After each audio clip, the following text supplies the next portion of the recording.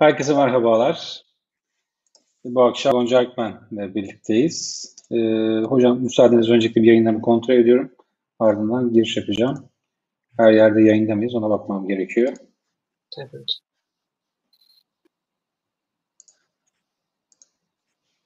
Evet, bütün kanallarımız hazır. Bugün diksiyon eğitimi ve aynı zamanda etkili iletişim beden dili, doğru etkili konuşma teknikleri ve şu meşhur görgü kuralları eğitimini Gonca Hanım'la birlikteyiz. Diksiyon geliştirme konuşuyor olacağız. Öncelikle hocam şu şeyden bahsedelim. Diksiyon geliştirmeden ziyade görgü kurallarından bahsedelim. E, Galiba şey diyormuşsunuz derste. Merhaba görgüsüzler diye başlamışsınız. Evet, açılışı böyle yapmayı tercih ediyorum daha ziyade. En azından daha girişte kendinizi bir görgüsüz olarak kabul edin. Öyle bir giriş yapın. Ondan sonra eksikleri tamamlayalım. Unuttuklarımızı hatırlayalım diyorum. Evet ama meşhur olmuş hocam bence. Size kadar geldiyse bu Evet, güzel bir şey. güzel bir başlangıç. Yani dersin şeyine göre güzel bir başlangıç olmuş. Çünkü hakikaten yani nasıl derler? Hepimiz eğitimin alana kadar aslında biraz görgüsüz olabiliyoruz. Kimse anasından doğarken görgüyle, kurallarla, saygıyla doğmuyor, öğreniliyor bunlar. Unuttuklarımız da çok var. Güncellenmiş olanlar da var. E-postalaşma gibi, sosyal medya kullanımı gibi. Bunları özellikle tekrar tekrar anlatıyoruz. Hı hı. Derste tam olarak neler var? Yani böyle genel hatlarıyla ne var dersinizde? Genel hatlarıyla tanışma, selamlaşma kuralları, kadın erkek ilişkileri, ast üst ilişkileri, sofra kuralları. Bunun dışında az önce bahsettiğim gibi sosyal medya, hediyeleşme, haberleşme kurallarımız var. Daha ziyade iş hayatındaki görgü kuralları merak ediliyor. Ast üst ve iş görüşmelerinde özellikle. Onlara daha ağırlık veriyoruz. Biraz da soru cevaplarla eksiklerini tamamlama açısından ilerlediğimizi söyleyebilirim. Hı hı. Harika. Yani bu özellikle iş görüşmesine gideceğim. İşte bir saygısızlık yapmayayım. Yaptığım hareket bir saygısızlığa sebep olur gibi Evet. endişeler vardır muhtemelen. Siz de o endişeleri gideriyorsunuz. Anladım. Renklerle ilgili de bilgi veriyoruz ki giyimde de renklerin psikolojik etkilerine göre iş görüşmesinde hangi renkleri kullanalım, hangilerini kullanmayalım. Bunların hepsini tek bir derste anlatıyoruz arkadaşlarımıza. Peki. Bu arada sevgili katılımcılar sorularınız olursa sohbet alanından YouTube, Facebook veya Twitter'da sohbet alanından sorabilirsiniz. Evet, şöyle başlayalım. Daha sonrasında görgü kurallarını tekrardan gireceğim. Sadece aklımdayken direkt o şekilde başlamak istedim. Diksiyon geliştirme ile ilgili konuşmak istiyorum. Diksiyonu nasıl geliştirebiliriz diye bir soru sormayacağım aslında. Yani çok geniş kapsamlı değil de Evet. bize diksiyonumuzu geliştirebileceğimiz basit birkaç tane teknik söyleyebilir misiniz? Yani evde ben kendi kendime diksiyonumu geliştirmek istiyorum. Eğitim alacak vaktim yok mesela. İşte e, hangi başlıkları bana söyleyebilirsiniz? Nasıl yapabilirim bunu? Aslında çok da mümkün değil evde kendi kendimize diksiyonumuzu geliştirmemiz. Çünkü doğru bir kulak olması gerekiyor, bizi uyarması gereken. Çok basit bir örnek vereyim. 2 tane E sesi var, E var, E var. Şimdi söyleyen kişi E mi diyor, E mi diyor, bunu ayırt edebilme yetisi yoksa uzman bir kulağa ihtiyacı var. Zaten biz de eğitimlerimizde katılımcı uygulamalı dergiyoruz. Çünkü duymam gerekiyor sesleri. Ha tabii ki internette şimdi her şey elimizin altında. Açıp baktığımızda birçok egzersiz çıkabilir karşımıza. Yanlış olanlar da var. Buradan arkadaşları da uyarmak istiyorum. Yanlış bilgiler de var. Bilgi kirliliği zaten malum. Bunun dışında nefes egzersizlerine öncelik verilebilir. En basitinden ve evde kendi kendimize yapabileceğimiz egzersiz olarak. Ses egzersizlerinden harf çalışmaları yapılabilir, yön çalışmaları yapılabilir. Çok basit kalemli egzersiz dediğimiz bizi geliştirecek bazı konular var. Yani internet ortamında çok rahat bulabilecekleri şeyler var fakat bunları birinin duyması gerekiyor. Bu da bize düşüyor. Hı hı, anladım. Peki. Hocam hatırlar mısınız? Enstitüye ilk geldiğinizde yaklaşık 3 yıl falan olmuştu. Bir görüşme yapmıştık. Evet, Hatta ben şu an o odadayım. Çok değişti o oda ama. O zaman evet. siz şey demiştiniz, örgün eğitim veriyordunuz. Hı hı, Yani enstitüde ilk defa online eğitime başlamıştınız. evet. Şöyle şeyler var. Mesela insanlar şey diyor işte ya bu eğitim online olur mu ya? Böyle örgün olması lazım diyorlar. Mesela bazı eğitimlerle ilgili böyle ön yargılar var. Hı hı. Diksiyon eğitimi online olarak yapılabiliyor mu? Yani örgün de Çok verdiniz, online da verdiniz. Yani online olarak aynı verim sağlanabiliyor mu? Çok da güzel oluyor hocam. Şöyle ki, şimdi örgün eğitimde tabii ki bizim daha fazla egzersiz imkanımız var. Ama örgün eğitimde ben 100 kişiye aynı anda ders veremiyorum. En fazla 10-15 kişilik sınıflarda eğitim verebiliyoruz. Bir 30 saatlik eğitim örneğin. Burada öğrettiklerimizin aynısını orada öğretiyoruz. Orada sadece örgün eğitimlerde daha fazla egzersiz imkanımız var. Yüz yüze. Bunun dışında online eğitimde ben katılan arkadaşlar da bazen tereddüte düşüyor bu konuda. Hemen uyarıyorum. Bakın herhangi bir diksiyon kursuna gitseniz de şu an yani örgün eğitim olarak alacağınız ders konuları bunlar olacak. Bunlardan başka bir şey yok. Gerisi hep egzersiz olacak. Burada siz temeli alıyorsunuz. Kendisini geliştirmek isteyen örgünde devam edebilir. Sorun değil. Ama bu konuda bir şüpheniz olmasın. Anlatılması gereken her şeyi, yani bugün bir konservatuvara da gitseniz, bir edebiyat fakültesi ya da iletişim fakültesinde alacağınız diksiyon eğitiminin tüm içeriğini burada siz 5 günde alıyorsunuz ki biz bunu 3 günde hallediyoruz. 2 günde de egzersiz yapıyoruz katılan arkadaşlarla. O yüzden ben bir fark görmüyorum. Aksine bizim için çok büyük avantajlar sağlıyor online eğitim.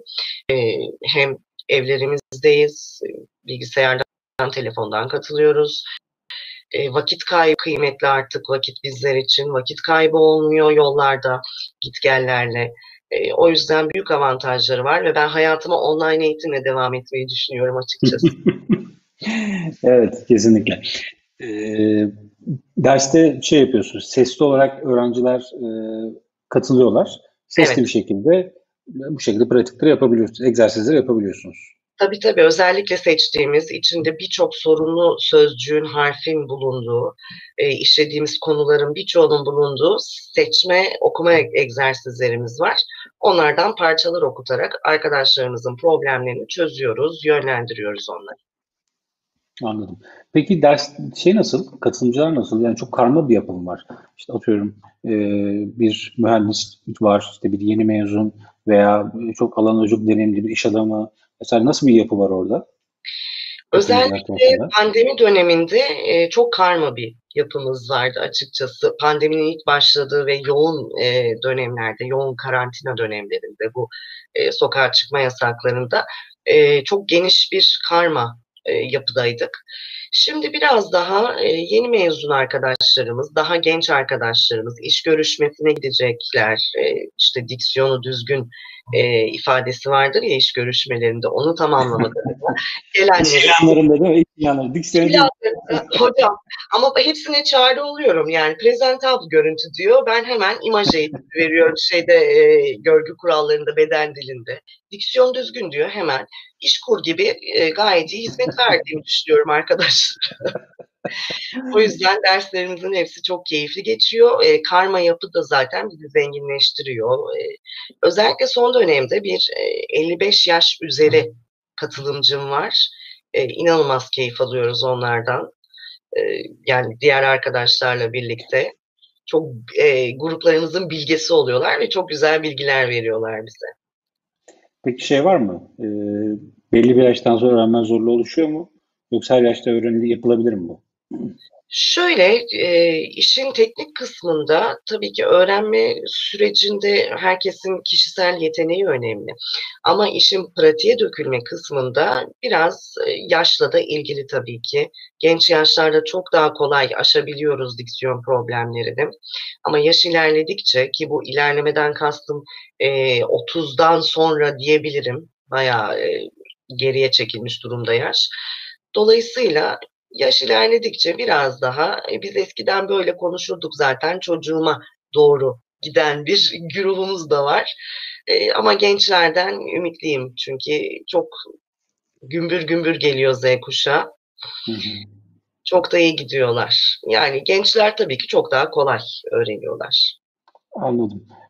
Yani aslında bunu çok fazla geciktirmemek lazım diksiyon eğitimini. Kesinlikle. Bir an evvel almak gerekiyor.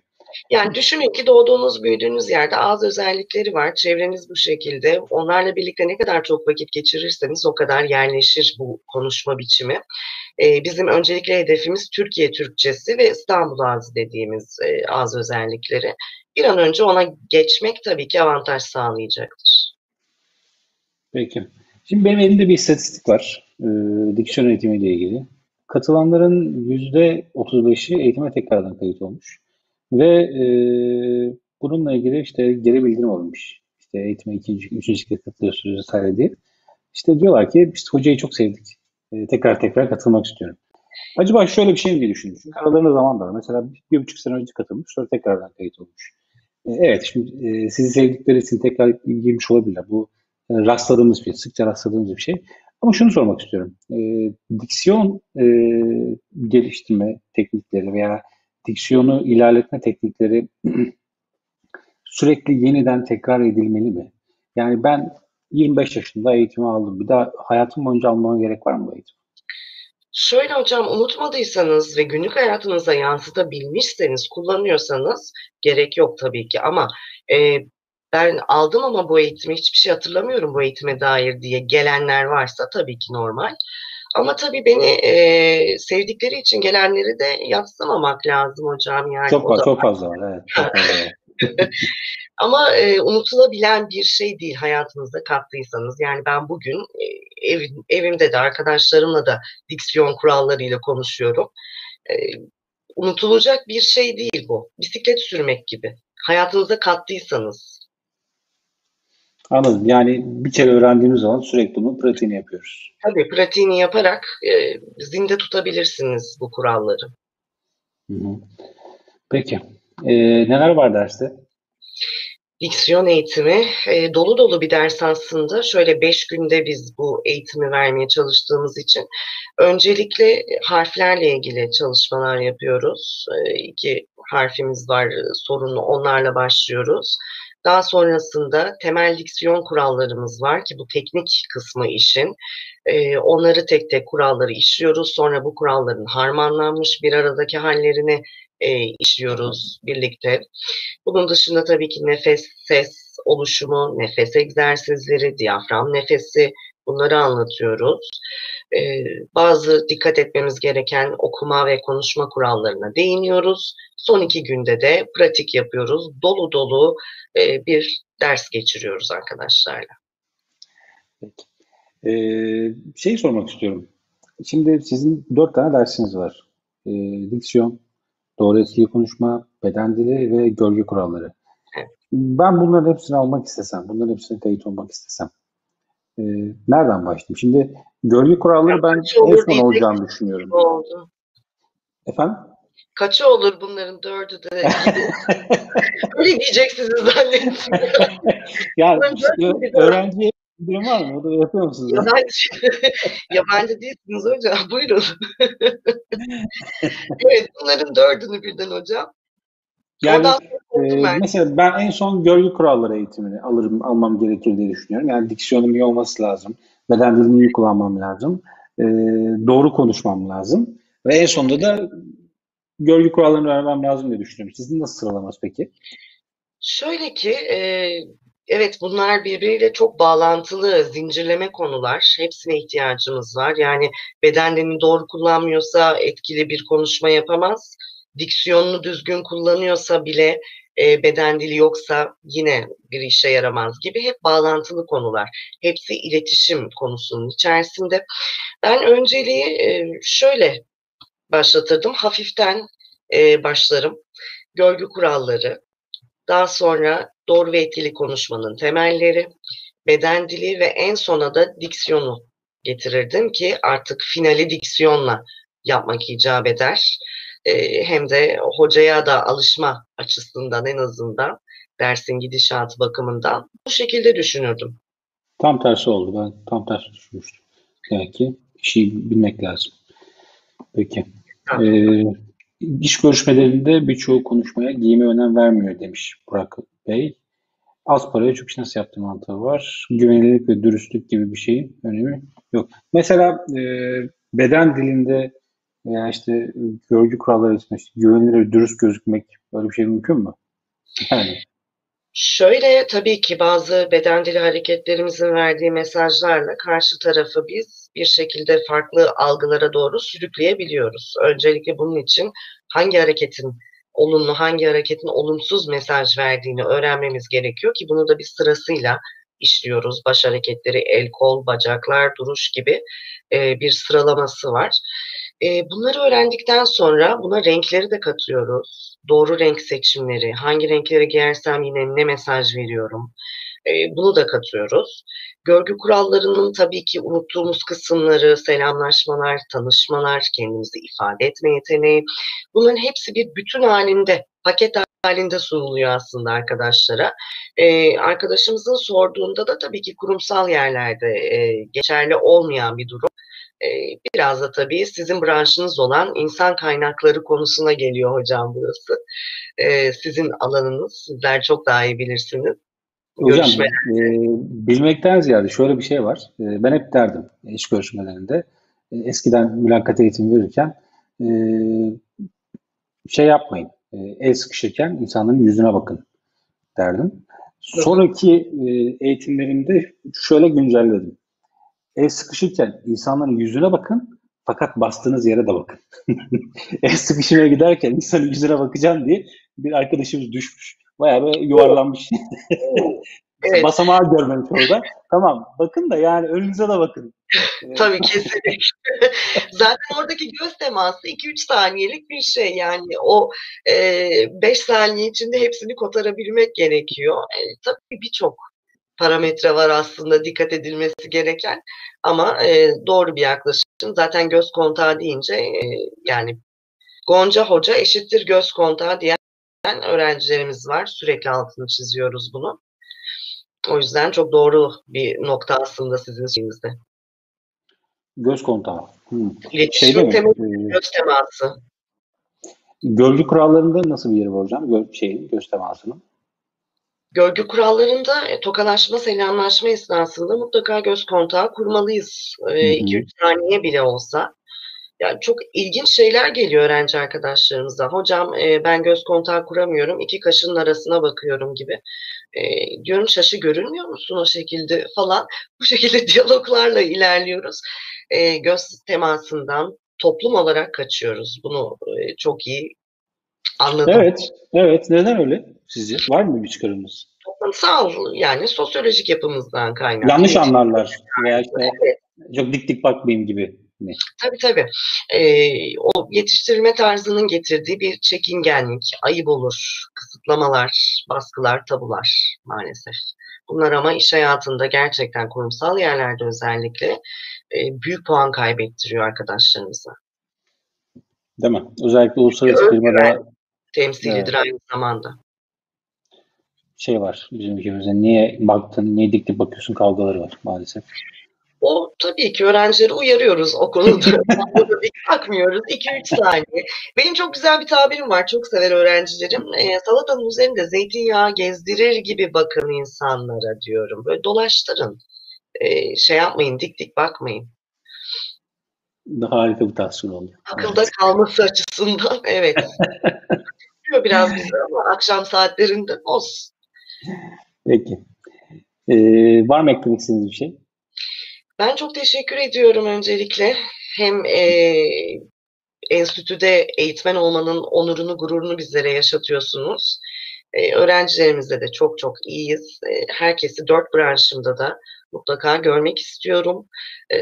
Çok keyifli vakitler geçiriyoruz. Herkese de iyi akşamlar diliyorum. Peki. Şeyle ilgili, görgü kurallarıyla ilgili çok fazla sormadım. Çünkü bir sonraki yayınlarda onu konuşuyoruz. Çünkü orası çok kapsamlı, çok alt başlıkları var. Biraz da Çok eğlenceli olacaktır diye düşünüyorum. Sonraki yayında görgü kurallarıyla ilgili şimdiden sizden söz alıyorum o zaman. tamamdır hocam. Peki. Ben Teşekkür teşekkür ederim. ederim katıldığınız için. Harika bilgiler kattınız. Değerli izleyiciler, sizlere teşekkürler katılmanız için. Hepinize iyi akşamlar diliyoruz. Hoşça kalın.